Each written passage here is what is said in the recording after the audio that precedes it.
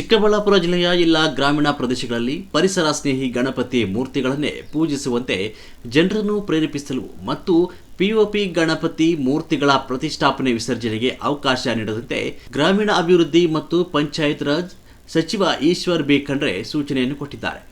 ಚಿಂತಾಮಣಿಯ ತಾಲೂಕು ಪಂಚಾಯಿತಿಯ ಕಾರ್ಯಾಲಯದಲ್ಲಿಂದು ಜಿಲ್ಲಾ ಪಂಚಾಯಿತಿ ಮುಖ್ಯ ಕಾರ್ಯನಿರ್ವಹಣಾಧಿಕಾರಿ ನವೀನ್ ಭಟ್ ವೈ ಹಾಗೂ ಇತರ ಅಧಿಕಾರಿಗಳೊಂದಿಗೆ ಸಭೆ ನಡೆಸಿದ ಅವರು ಉತ್ತರ ಕನ್ನಡ, ದಕ್ಷಿಣ ಕನ್ನಡ, ಉಡುಪಿ ಜಿಲ್ಲೆಗಳಲ್ಲಿ 90% ರಿಂದ 95% ಪರಿಸರ ಸ್ನೇಹಿ ಗಣಪತಿ ಮೂರ್ತಿಗಳ ಆರಾಧನೆ ನಡೆಯುತ್ತಿದೆ.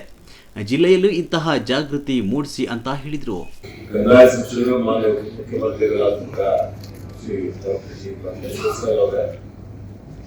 ಈ ಕಾರ್ಯಕ್ರಮದ ಆಯೋಜಕರು ನನಗೆ ಅತ್ಯಂತ ಆತ್ಮೀಯ ಸ್ನೇಹಿತರು, ಮಾಜಿ ಸಚಿವರು, ಈ ಕ್ಷೇತ್ರದ ಜನಪ್ರಿಯ ಶಾಸಕರಾದಂತಹ ಸುಧಾಕರ್ ಅವರೇ, ಶಾಸಕರಾದಂತಹ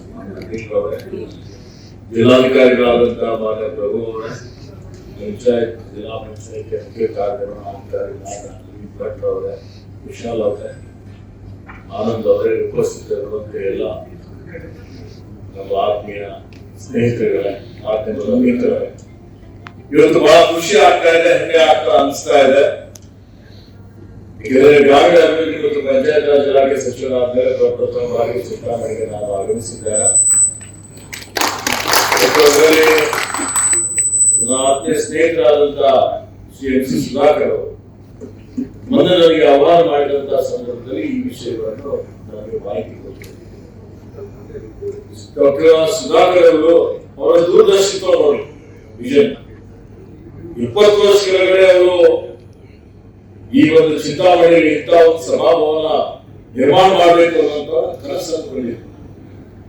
ಆ ಕನಸು ಚಲನಕ್ಕೆ ಮಲ್ಲನಂತೆ ಅವ್ರ ಕನಸು ಇವತ್ತು ಪೂರ್ತಿ ಮಾಡುವವರೆಗೆ ಇವತ್ತು ಅತ್ಯಂತ ಮಾದರಿಯಾದಂತ ಒಂದು ಸಭಾಭವನ ಮಾಡಿದ್ದಾರೆ, ತಾಲೂಕು ಪಂಚಾಯತಿ ಕಟ್ಟಡ ನಿರ್ಮಾಣ ಮಾಡಿದ್ದಾರೆ.